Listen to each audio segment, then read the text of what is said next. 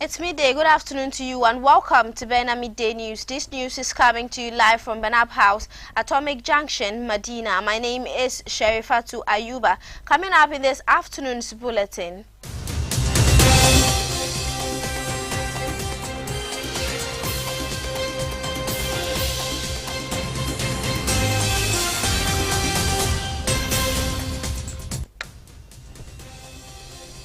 Vice President Jane Nana Opoku-Agyeman expected in Takaice to commiserate with families of victims of the last Saturday's Volta Lake disaster.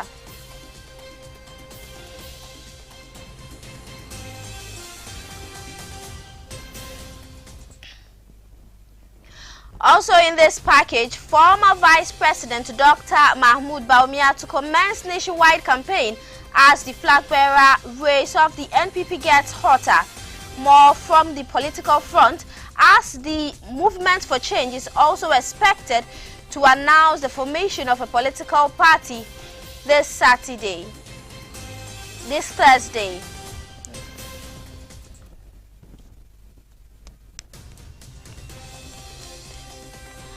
And on the international front, Cameroon's opposition leader declares himself winner in the just ended presidential election, urging long-time leader Paul Biya to concede defeat.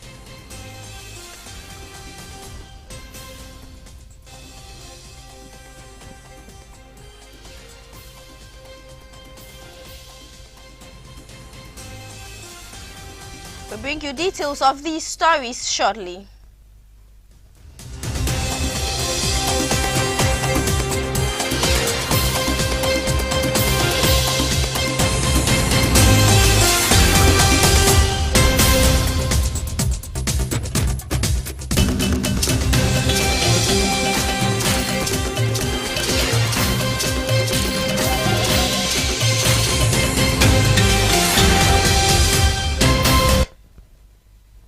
Thank you for staying with us. Remember, we are streaming live on Facebook at Bena TV. Now the news in details. Vice President Professor Jane Nana Opoku-Agyeman is expected to visit Takaice in the Oti region to commiserate with families of victims of last Saturday's Volta Lake boat disaster. The Ghana Maritime Authority confirmed that a tragic incident which occurred near Takaice on October 11, 2025, claimed 15 lives. Preliminary investigations suggest the boat was severely overloaded beyond its safe capacity. Among the deceased were 11 children aged between 2 and 14 years, 5 boys and 6 girls and 4 adults, comprising 3 women and 1 man aged 18 to 64. 4 others survived the accident. 12 bodies have been deposited at the Takaice and Rara Government Hospital mortuaries, while the remaining 3 children have since been buried. The accident occurred around 1:30 p.m. as the passengers were returning from a funeral at Okuma to Bovime, both in the Krachi West District.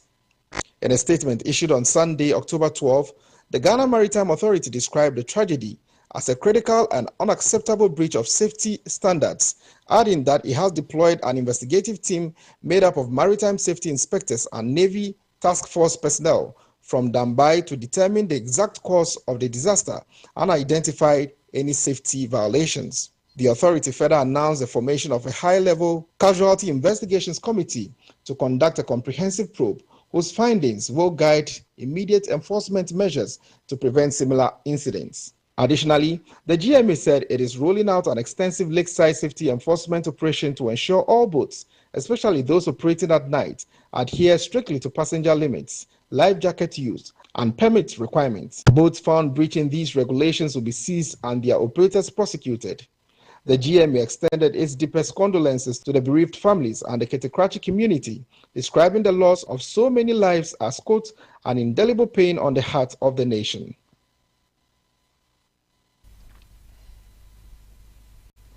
The former Vice President Dr. Mahmoud Bawumia is set to commence a nationwide campaign tour on Wednesday, October 15, 2025, as part of his bid to become the flag bearer of the new patriotic party. According to a statement issued by the Bawumia campaign team on Tuesday, October 14, the tour will span all 276 constituencies with the aim of deepening grassroots engagement and strengthening the party's internal structures ahead of the MPP's presidential primaries.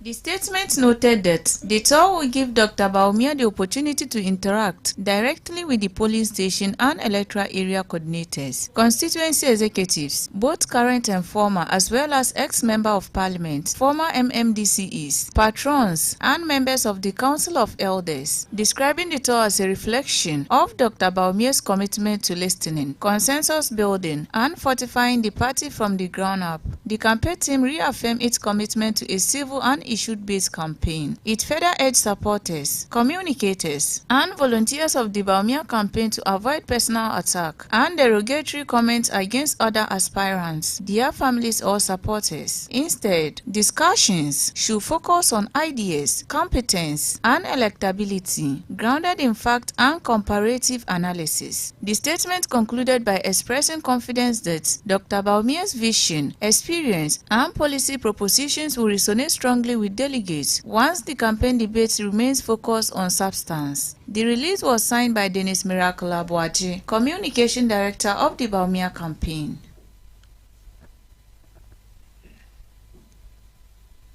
Now moving on, the leadership of the Movement for Change is set to officially announce the formation of its new political party at a public ceremony on Thursday, October 16, 2025 in Accra.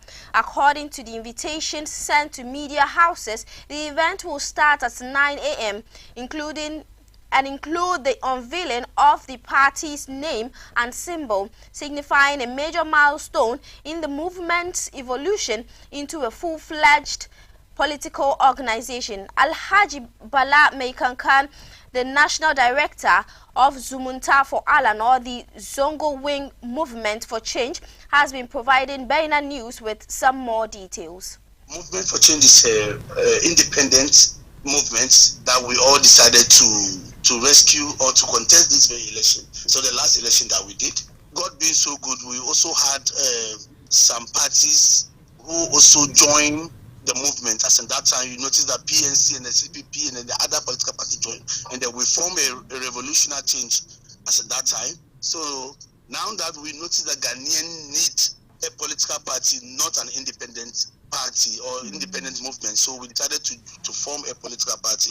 And then this very political party wasn't new. It's an old party that we are bringing it back by, because you know we have a tradition, because we are from a political party called MPP and Co. We do have our own tradition. And then looking at the struggling that the MPP are facing right now, and then we know there's a lot of casualties who are coming. I mean, there will be a lot of casualties. So we decided to form this very party so that those casualties that from the MPP, PNC, even the NDC itself can come and join this very one, because this is the only hope that we have.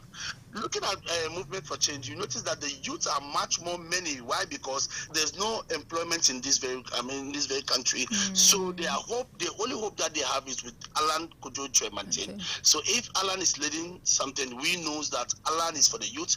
Alan is for the, is for employment, and then that is where we are also. That's the reason why we are coming out with this very political party. Yeah. Of course, this one is going to be a total different, because we all know the work of Alan Kojo Chemantine when he was at his ministries. We know the kind of work that he has been doing.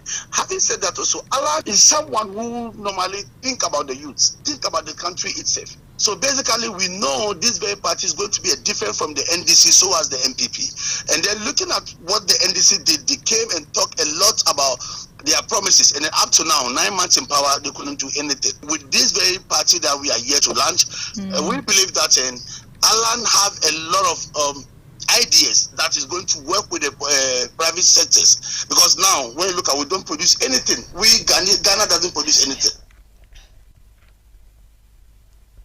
Away from that, in an effort to promote Islamic values and celebrate the art of Quran recitation, Jail Al-Quran organized the Quran imitation competition over the weekend at the 37 Military Mosque. The competition aimed to encourage the youth to embrace Islamic teachings while honoring the legacy of legendary Quran reciters. The event brought together young Muslims who showcased their talents by imitating the recitation style of globally renowned Quran reciters. The event drew a notable audience, including prominent figures in the Muslim community, including imams, sheikh, traditional leaders, and members of the armed forces. Ayub Ismail Umar, supervisor of Jalil Quran, highlighted the goal of the initiative, stating that the competition was organized to help the young ones remember and celebrate prominent Quran reciters in the history of Quran recitation. Today's event is about imitation of our prominent scholars, famous ones for that matter, yes, like Husari, Jabir, and Ku. Today, our event is about how we can also remember their recitation or recitation that has been in the system for a long time, just to revive, to see whether the new generation really have any knowledge about those, our former reciters. So that's the main reason why we organize this event, just to bring up, also celebrate the earlier reciters of Quran like Husari, Dulbasit and Co. Really, they've done well due diligence to this religion as far as Quran is concerned. So today's Quran competition is just about imitation of Quran, imitation of prominent reciters. Also in attendance was Imam Major Shamsuddin Salifu of the 37 Military Hospital, who expressed his appreciation for the event and its cultural significance. He stated that though this is the maiden edition at the Military Mosque, he hopes it continues in the coming years. We have heard melodious voices from renowned reciters, and it is in Allah's will that these voices are going from one generation to the other, so that these reciters or the melody that we have enjoyed from them will never cease. They always say that أحب الصالحين ولست منهم لعلي أن أنال بهم الشفاعة وأكره من بضاعتهم المعاصي وإن كنت أشاركهم في البضاعة. These people that we see here, we all know, alhamdulillah, that they have tread a path of Quran, and the world over we hear about their names. So if today we want to be like them, though we are not like them, but we are yearning to have some semblance of their voice amongst us, so that one day, inshallah, Allah might intercede for us through them. So to our participants, first of all, I encourage you and I commend you for your tireless efforts in reviving Al-Quran. Indeed, the best reward is from Allah. Muhammad Abdurrahman Muhammad, one of the young contestants, spoke to Baina News about the importance of perseverance and participation. He encouraged the youth to get involved in such competitions and also encouraged his competitors that, though they did not win, they should not lose heart, but rather keep working hard. Allah subhanahu wa ta'ala, who helped us to reach this stage in Quran recitation. And we thank our fathers and our mothers and our teachers who taught us how to recite Al-Quran. And as usual, we thank our friends who contest with us. I think all of us have won we can't get first 15 contestants. All of us cannot be first. That's why we came the first position. But I think all of us have done well, and we deserve. And my advice to the young ones is to continue reciting your Quran. Don't play with your Quran. Make sure you get yourself in the halakat, so that inshallah, if Allah you to one day you become a good reciter, you recite Quran. The success of this inaugural Quran imitation competition has sparked hopes for it to become an annual tradition, further nurturing the love of Quran recitation among the youth and strengthening bonds within the Muslim community.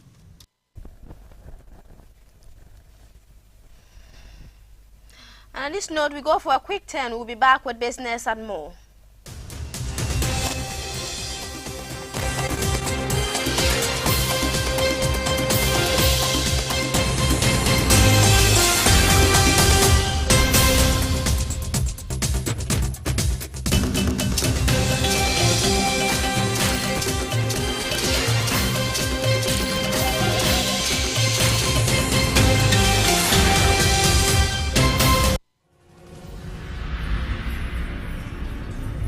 In a world hungry for meaning comes a stage unlike any other. 14 voices, 14 visions, one mission to inspire through talent rooted in truth. In the nights where no one hears my whispers, Allah does. A direct relationship with Him feels like melting in His arms. No shame, no confusion, no barriers, just love. From Quran to creativity, from knowledge to performance, they will compete not just to impress, but to awaken hearts. The Prophet ﷺ is speaking to you. He says that verily you have to hold on to my amana. Why do people engage in illegal mining? The answer is very simple: quick money. The youth out there are jobless and therefore see illegal mining as a way to escape poverty. I am Hamida Hussein. I am a wife, a mother, a teacher, a student, and a Muslimah. And I'm not yet done. Every child, especially the girl child, should be given that opportunity to seek both Islamic and secular education. They will be mentored by scholars, artists, and visionaries. But in the end, only one will rise. This fall, the world will witness the power of faith, art, and passion combined. This is the Show, showing Fridays at 8 p.m. only on Baina TV.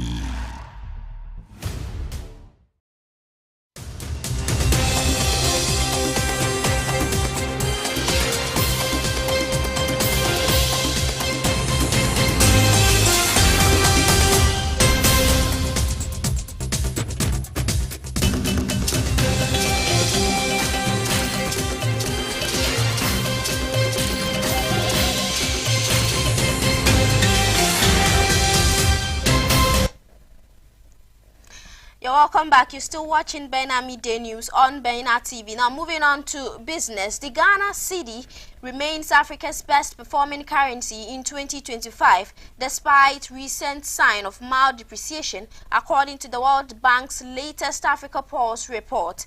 The report highlights that the cedi has appreciated by more than 20% since the beginning of the year, making it the strongest currency on the continent.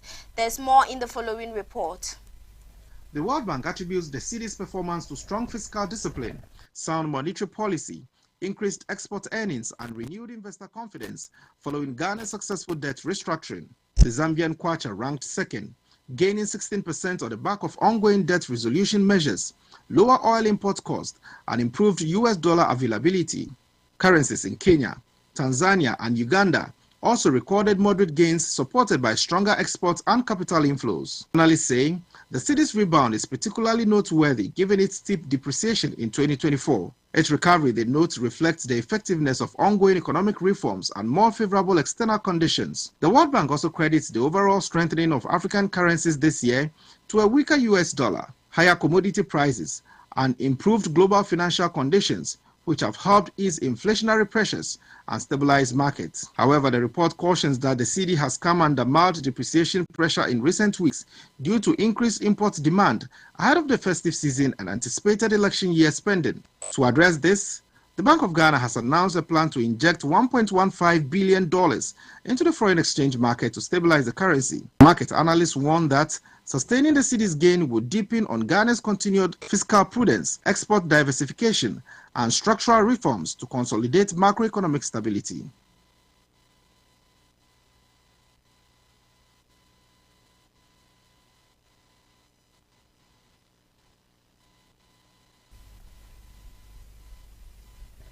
Now, on the international front, Cameroon's opposition candidate Issa Chiroma has declared victory in the October 12 presidential election, urging longtime leader Paul Biya to concede defeat and respect the will of the people. The 76-year-old former government spokesperson and employment minister, who broke ranks with Biya earlier this year, said his campaign's tallies show he won the vote. His bid was backed by a coalition of opposition parties and civic groups.